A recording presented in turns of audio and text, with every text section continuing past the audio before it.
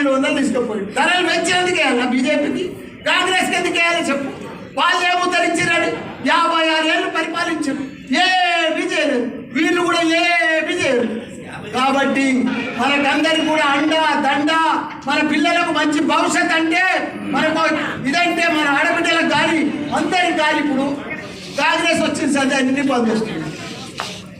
రైతు బీమా బంధు కేసీఆర్ కిట్టు బంధు కళ్యాణ లక్ష్మీ బంధు ఇట్లా బంధులు చేసుకుంటేనే పోతున్నారు కానీ వాళ్ళు ఇచ్చేది ఏమీ లేదు 6 గ్యారెంటీలు అంటున్నారు ఒక్కదానికి కూడా పసలేదు కసి లేదండి ఏది లేదు కాకపోతే వాళ్ళు ఎవ్వరు ఇయ్యరు అందరు కూడా 2